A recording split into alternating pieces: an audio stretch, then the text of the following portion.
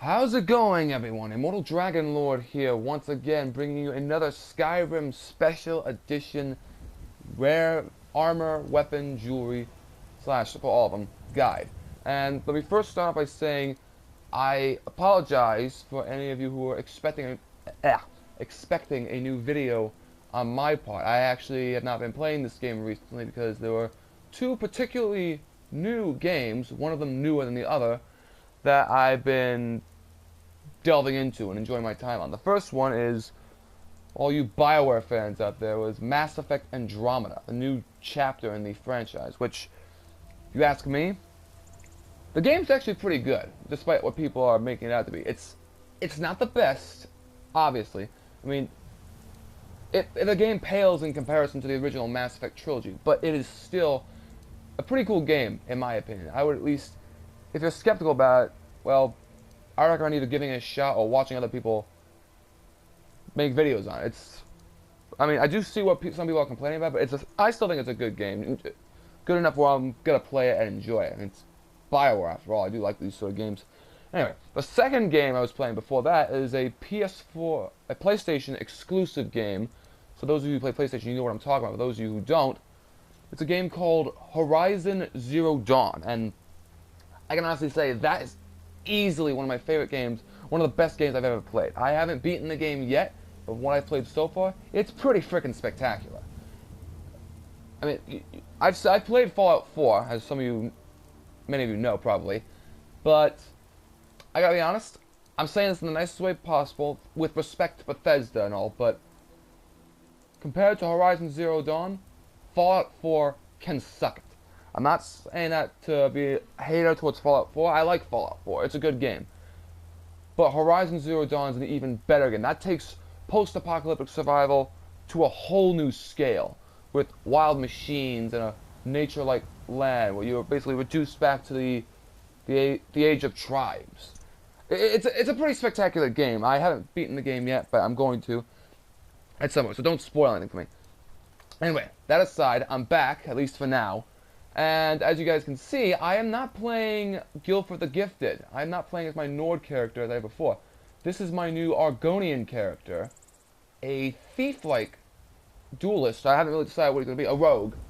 My Argonian rogue, stalking Saren. And I'll actually remove my hood so you can see what he looks like. Get a closer look at him too.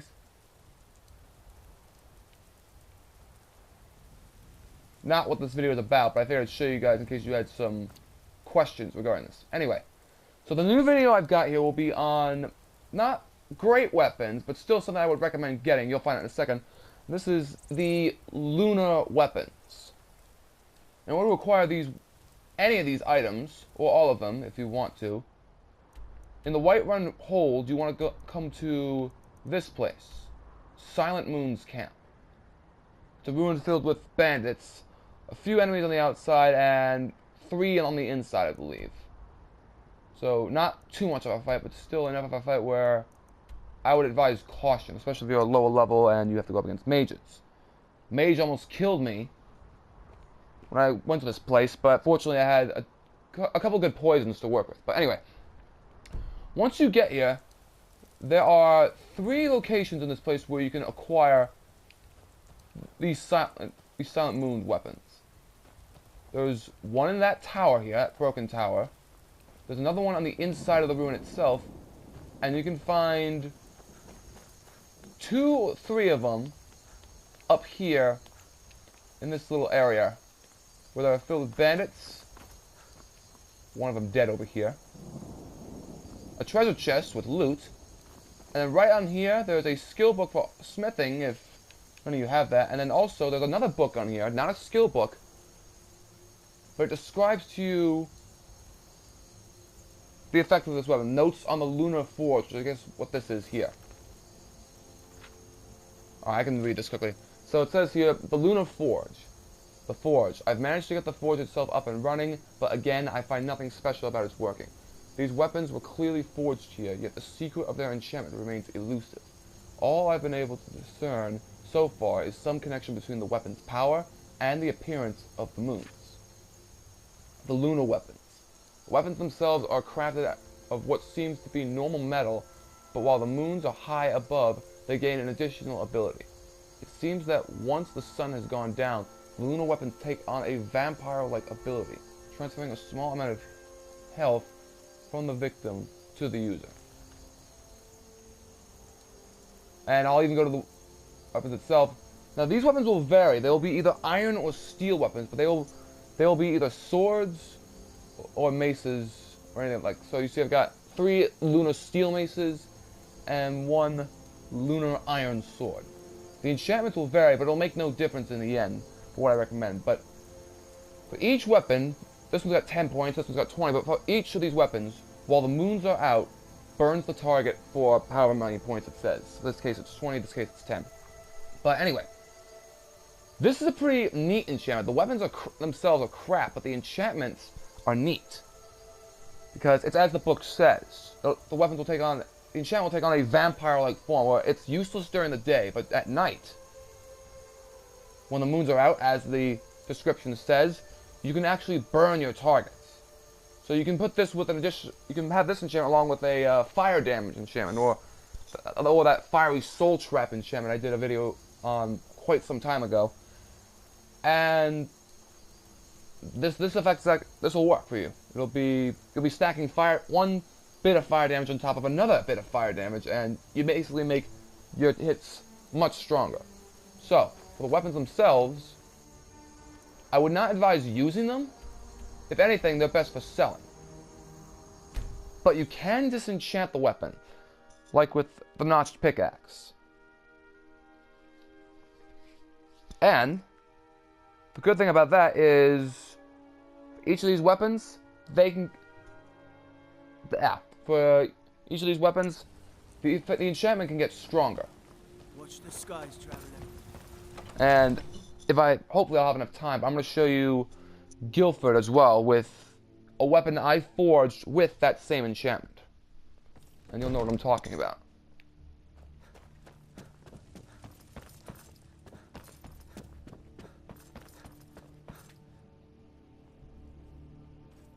So, disenchant. As you can see, you can destroy one of these weapons. I'm going to destroy the iron sword because the maces have more value and I want to sell those. But you can destroy the weapon. And then you have the Silent Moons enchantment, which is right here. Oh, I see, I don't have any soul gems to work with it, but yeah, you can place this on, I think, all your weapons. Correct me if I'm wrong, for those of you who have come across this particular enchantment before, but you can use this enchantment on a majority of weapons, swords, maces, and such, and that's that. In fact, I think I have enough time, but I'm gonna go back to Guildford real quick, and yeah, I'll go here. And I remember, guys, for Guildford, what you're gonna see on him is gear that is DLC related. Do not worry about that for the time being. I will do videos on that at some point, but if you're impatient enough to wait, which I know some of you probably are, no offense, but, I mean, come on. People are patient, people are impatient, rather. You can get the stuff yourself if you know how to do it, but if you want to wait, then feel free to wait. But anyway, which of these weapons has the enchantment? I'm trying to... Okay, paralyze...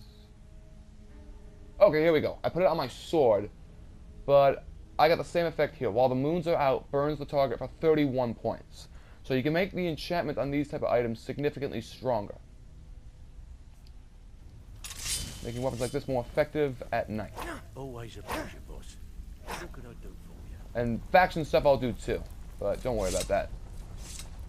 Alright, so I guess there wasn't really much point to reloading. I just wanted to show you guys the effects can and do get stronger. And honestly, that's really all there is to it. As a recap, the weapons are crap, but the enchantment is worth keeping, and you can just enchant it. But I recommend destroying the least valuable of all the lunar weapons. Because the least valuable one, you get the enchantment, and then the other one, the other lunar weapons that have more value, you can sell them for gold. Like I said, weapons are crap, but the enchantment's worth it. And that's it for this video. Thank you all for watching. Please feel like, comment, and subscribe if you found it helpful, if you enjoyed it at all. I am going to be doing more videos with Stalking Saren, which is what I named him. So you can see up there, Stalking Saren. Oh, interesting fact about Saren, Stalking Saren. I actually got the name Saren from the very first Mass Effect game, when you're facing a Turian antagonist by the same name, Saren. I thought it was pretty cool. I figured it'd suit an Argonian, and it does, actually. Turians and Argonians must have something in common. Anyway, I'll be doing another video on this soon, whether it's going to be either the Thieves Guild or it's going to be on something else, whichever comes first. But I will see you guys in the next video. All of you take it easy. Bid you adieu. And take care.